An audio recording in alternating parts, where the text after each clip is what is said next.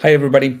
I know that I don't have a lot of your time, but I promise you'll get a good return on your attention on this call. I am live streaming to both the Next Level group and the Driven Lifeline because I think this will be very valuable for all of us. So please, if you're here live, please comment live, and if you're catching the replay, please type hashtag replay so that I know you got it.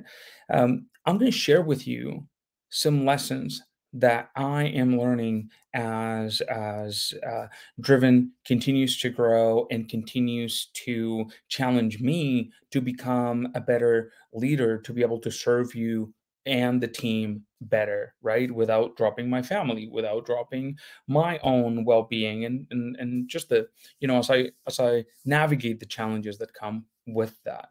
So these are going to be powerful. So let me explain two things. One is discipline thought, and number two is discipline action. So we're all familiar with the concept of discipline, but usually that means just sticking to something that is very difficult, that it can be misconstrued by, okay, I got to do something I even if it drains me emotionally, physically, mentally, you name it. Even if it's draining my soul, being disciplined equals sticking to it, and that's not what I mean whatsoever. Um, so I'm going to break this down for you. Disciplined thought. There are three principles under that category of disciplined thought, and the first one is the genius of the and as in you and me. Okay, so the genius of the and what that means is that there's a dichotomy that needs to be balanced, right? Life is not, for you to be successful, for example, in weight loss, it's not that you either track your food or enjoy your food.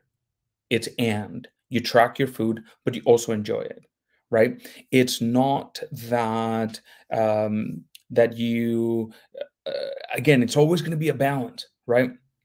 So it's not whether or not you work out every day. That's not really what's necessary, right? Or like it's always an and, not an or. Does that make sense?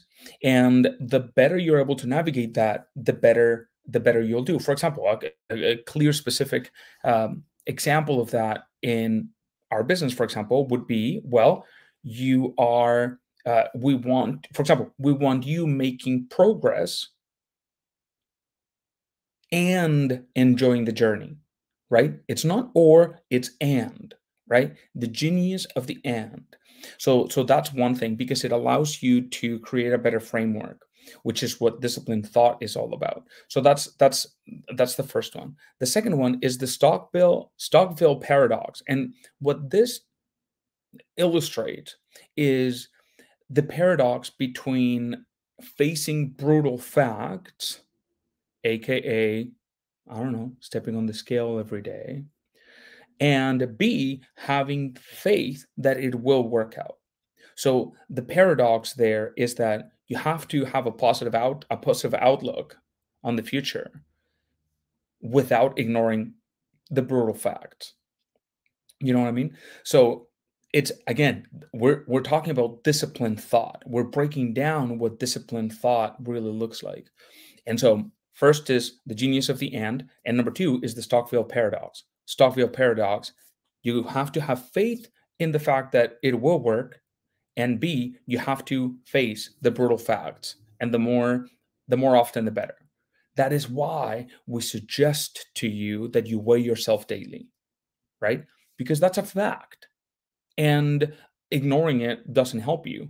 But if you weigh yourself and you don't have disciplined thought, as in you equate the number on the scale with your worthiness as a human being, well, that's going to make it very difficult to remain faithful to the fact that it'll work in the end, right? To keep that positive outlook. Again, we're talking about disciplined thought, right? So that's number two. And then number three is the hedgehog concept. Basically, imagine a fox that is good, that is decently good at several things, and a hedgehog who is basically just good at one thing, but is really good at it, right? So it's important that you realize that the way that we say it sometimes is the basics are always the basics, right? And nobody that is advanced doesn't do the basics. So that'll help you realign your thought so that the better you get at this thing. You know who struggles the most? The people that, are in, and regardless of whether it is, 1 week, 1 month, or whatever, they start looking for other options that may be the missing link, right? It's the squirrel syndrome, right? I mean, at one point or another, I think that we all struggle with them. But so there you go. Those are the three basic principles of disciplined thought: the genius of the and, the Stockville paradox, faith and brutal fact, and number three, the hedgehog concept of just mastering the basics, right? Now, that's disciplined thought. Now, let me break down the three principles of disciplined action. And the first one is the flywheel. So imagine a giant flywheel that you got to get moving. It's going to be virtually impossible to just like, first tiny little push and it builds massive momentum, right? That's not how it'll happen. It'll take some effort to get it to move a little bit, but if you keep pushing, it'll start to gain momentum, right? Until eventually you don't really need to push that hard anymore or at all because there is already momentum that has built. So what is necessary there is a series of good strategic decisions. One strategic decision for you could have been which program to join, for your fitness, for your health, for your mindset. That's a strategic decision, right? Another strategic decision could be how your buy-in into the program, right? The worst mistake you could make is to sign up and be like, "Nah, this is not going to work." So, like, you've already lost. You've decided that you've already lost, right? So, but it's a strategic decision. It's not a good one, but it is a decision. So, to get that flywheel going, you need to line up a series of good strategic decisions. So that's number one, the flywheel concept. Number two is the 20-mile march. So imagine that you want to walk across the country, right? That's going to take a lot. But if you get a little fanatic about the discipline of the process, I've been talking about this a lot. Um, it's not that the walk won't tire you. It's not that the walk will be easy, therefore you can afford to fall in love with the process. That is not what I'm talking about. I'm talking about a little bit of fanatic discipline, a little bit of a standard of performance for yourself, right?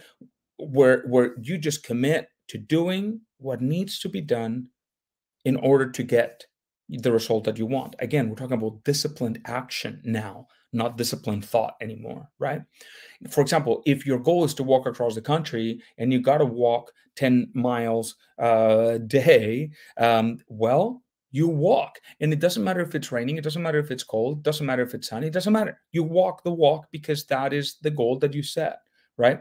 So it's great because it keeps you in line with not just what to do, but also what not to do, right? What distractions to avoid, what squirrel syndrome to actively be on the lookout for so that it doesn't mess up your path, right? So that's the 20-mile march. And then the next one, I love this one. This is the concept of bullets then cannonballs. Okay, so imagine that there are two ships in the ocean, right? And they're at war with each other. And if you see that it's sort of coming at you, and you put all of the gunpowder into your cannonball, and you're just like, yeah, okay, I think that looks good, and boom, you fire. Most likely you'll miss, right? And it'll just splash in the water. But if instead of doing that, because by then the ship has gotten closer to you and now you're pooped. Now imagine that instead of doing that, you put a little bit of gunpowder and you fire a bullet, right? And that bullet maybe misses the mark by, I don't know, 50 feet, but then you recalibrate, right? You adjust, and then maybe you miss it, but you miss it by 10 feet, right? And then you recalibrate again, and then you shoot, and then bing, it hits the hull, right? So now you load the gunpowder, and now you shoot the cannonball, and the ship is destroyed, right? So that concept of consistently testing, assessing, and then committing, right? And if you really think about it, most of us get to this point and we've already tested a lot of things, right? We've tested the restrictive diets, we've tested punishing ourselves with exercise, we've tested that, and it hasn't worked. We missed the mark, so we recalibrate, right? And then it gets better every time, right? Provided you're actually distilling, downloading those lessons. But then when you find something that, when it hits the mark, then that commitment needs to, like, then you need to go all in, right? Because that's how it ultimately works. So there you go, guys. The quick recap is disciplined thought and disciplined action. Disciplined thought is number one, the genius of the and, not or, and. Track your food and enjoy your food, right? Not or. Number two, it is the Stockville paradox. So that means you have faith in the fact that it will work out, and you face the brutal facts on the daily to guide what is working, what's not working, what needs adjustment, right? That's number two. And number three is the hedgehog concept. Get really good at the basics, master the basics, right? And then we move on to disciplined action. And number one, that's the flywheel. You got to create momentum. It won't happen overnight. Number two is the 20-mile march. Fall in love with the process of the walk, not because the walk is easy and your feet never hurt, but because the goal is meaningful to you, right? And then do it no matter what. And then number three is bullets, then cannonballs, right? And when you can assimilate these things into your journey, when you can think disciplined thoughts and you can take disciplined actions, then you're bound to succeed, right? But sometimes we don't think of it that way. So this is one of the things that I'm learning and that I'm applying, evaluating myself, our coaching team, our program, how I go about life and parenting and everything, with this sort of concepts. And you will find that if you apply these concepts to any area of your life, your career, your parenting, your relationship with your partner, your relationship with yourself, your nutrition, your business, it is freaking gold. So, guys, I really hope you got something out of this. Please comment below with what your main takeaway from this was, and if you enjoy these types of videos, let me know. Because if you're like, no, Miguel, we want a little more lettuce and squats from you instead of this stuff, then I can say I'm sorry, but I'm not talking about that. But at least I can tell you. All right, guys, I love your faces. Thank you so much for watching. I'll see you soon.